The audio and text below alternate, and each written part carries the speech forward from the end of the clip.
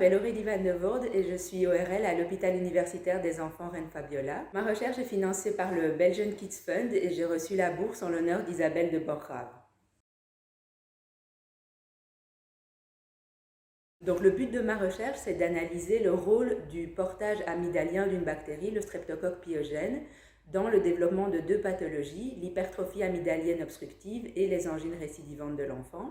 L'hypertrophie amygdalienne obstructive, c'est une augmentation chronique de volume des amygdales palatines dans la gorge de l'enfant qui peuvent entraîner des troubles respiratoires principalement durant le sommeil. Et les angines récidivantes sont une pathologie infectieuse très fréquente chez l'enfant. Ces deux pathologies sont les deux causes principales d'amygdalectomie, donc de l'ablation des amygdales chez les enfants.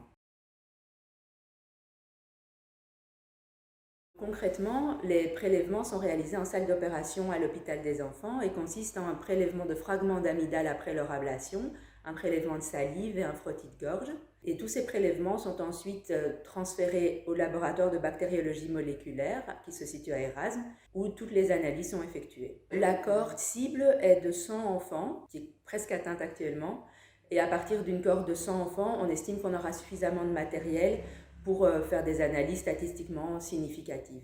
L'amygdalectomie peut être réalisée chez des enfants de tous âges, mais en général, le plus fréquemment entre 3 et 7 ans. Donc cette bactérie, le streptocoque pyogène, est une des bactéries les plus fréquentes dans la flore pharyngée des enfants. Et donc le premier but est de rechercher la présence ou l'absence de cette bactérie. Et si cette bactérie est présente, il y a plusieurs caractéristiques qui sont recherchées. Le but d'analyser toutes ces caractéristiques, c'est ensuite de les comparer au niveau interindividuel entre les enfants qui sont opérés pour angine récidivante et les enfants qui sont opérés pour hypertrophie amygdalienne, et aussi de comparer ces caractéristiques chez chaque enfant entre la surface de l'amygdale et la profondeur du tissu amygdalien. Et donc ces analyses et ces comparaisons permettent de mieux comprendre les mécanismes sous-jacents au portage amygdalien de cette bactérie et de mieux comprendre son rôle dans le développement de l'augmentation de volume amygdalien et dans la survenue d'angines récidivantes. Le but de mieux comprendre les mécanismes sous-jacents au portage amygdalien de cette bactérie permettrait de mettre au point des thérapeutiques ciblées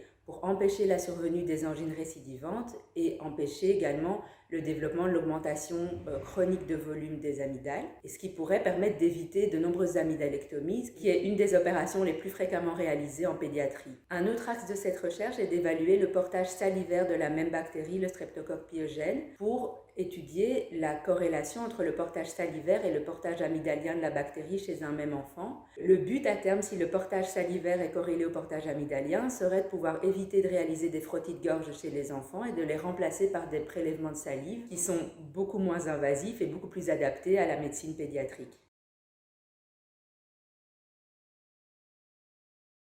Alors pour nous aider, vous pouvez soutenir la recherche en pédiatrie et faire des dons à la Belgian Kids Fund. Merci beaucoup.